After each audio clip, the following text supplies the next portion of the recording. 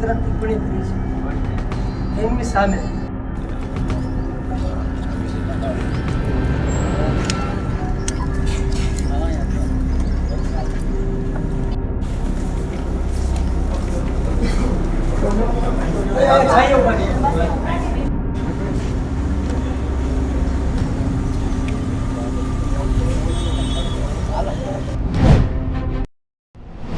આપનો પરિચય? રામજીભાઈ અર્જુનભાઈ પરમાર, કોળી સમાજનો છું અને હું વકીલાતનો વ્યવસાય કરું છું.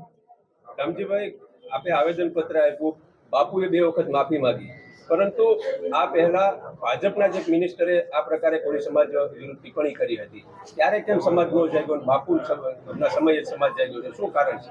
એનું કારણ એ છે કે કન્નુ દેસાઈ કરીને એક હલકી કક્ષાનો માણસ મિનિસ્ટ્રીમાં બેઠો છે જે સમાજ વિરોધી છે, અને એ માણસ ચૂંટણી સમયે બોલેલો, પણ ચૂંટણીનો કાર્યક્રમ ચાલુ હતો. એ કાર્યક્રમના અનુલક્ષીને અમે શાંતિથી બેઠા હતા.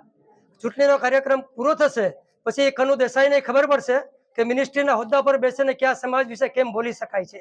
અને આવા હલકી કક્ષાના માણસો જે મિનિસ્ટ્રી પર બેઠી અને હલકું આચરણ કરે છે એને પણ અમે સબક શીખડાવશું. પરિણામ આવી જવા દો, ચૂંટણીનો કાર્યક્રમ પૂરો થવા દો, એ પછી એનું પણ પરિણામ આવશે. અને આ રાજુભાઈ ને આ રાજુ એ ગમે તેમ ગમે તે સમાજ વિશે એ કઈ જગ્યા કઈ સ્થાન ઉપર બેઠો છે એને ભાન નથી. એ એક પૂજનીય સ્થાન ઉપર બેઠો છે અને કથાકાર છે, પણ ખરેખર કથાકાર નથી. એ ધ્રુસકે રડી અને સમાજને એવું બતાવે છે કે હું નિર્દોષ છું. એ કથાકાર નહીં, પણ એ કલાકાર છે, મોટો ઢોંગી છે. એ કલાકારની કામગીરી કરે છે. સમાજ વિશે કોઈ પણ સમાજ વિશે બોલતા પહેલા કેમ સમજતો નથી? તમે કોળી સમાજના પૈસા લ્યો છો, કોળી સમાજના કાર્યકર્તાઓ સાથે રાખો છો, કોળી સમાજને ભાષણ કરવા સાંભળવા માટે બોલાવો છો. તમે જે જગ્યા પર બેઠા છે ત્યાં 70% કોળી સમાજના લોકોનો તમે ભોગ લીધો છે.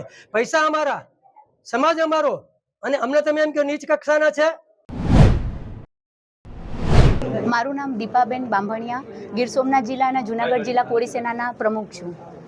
બેન, આજે આવેદનપત્ર આપવામાં આવ્યું છે, કઈ બાબતને લઈને આપવામાં આવ્યું છે અને શું છે આપની રજૂઆતો? 2 દિવસ પહેલાં સિમર ગામમાં કથાકાર રાજુબાપુએ જે કોળી સમાજ અને ઠાકોર સમાજ વિશે જે ટિપ્પણી કરી હતી એને અમે બધા સખ્ત શબ્દોમાં વિખોડીએ છીએ. અને આવનારા દિવસોમાં અમે આજે પ્રાંતમાં અમે આવેદન દેવા આવ્યા છે. સમાજ આખો ભેગો થઈને આવ્યા છે, સમાજના દરેક ગ્રુપો, અને અમે સાથે રહીને કોળી સેના અને કોળી સમાજ સાથે રહીને અમે આવેદન દેવા આવ્યા છે. અને આવી રીતે ભવિષ્યમાં ક્યારેય કોઈ પણ સમાજના ઉપર ટિપ્પણી ન કરે એવી સાહેબને અમે નમ્ર અપીલ કરવા આવ્યા છે, જેથી કરીને એમને સખ્તથી સખ્ત જે રીતે તમારે પગલાં લેવા પડે એ લ્યો તમે. એવી રીતે બાપુએ 2 વખત કે 2 થી વધુ વખત માફી માંગી લીધી છે. ગત રાત્રે સાવરકુંડલા ખાતે પોતે ટુસકે રડતા હતા. તો હવે કોળી સમાજ શું પગલાં લેશે? કારણ કે બોલીને માફી માંગવી એ તો કોઈ ઓલું નથી ને એમ. કેમ કે તમે જાહેર મંચથી તમે કથાકાર છો, તમે પોતે શિવપુરાણ વાંચો છો અને તમે જો આવું બોલી શકો છો, કોઈ પણ સમાજની લાગણી, આજે અમારા સમાજની એટલી લાગણી દુભાણી છે એટલે અમે આજે બધા ભેગા થયા છે.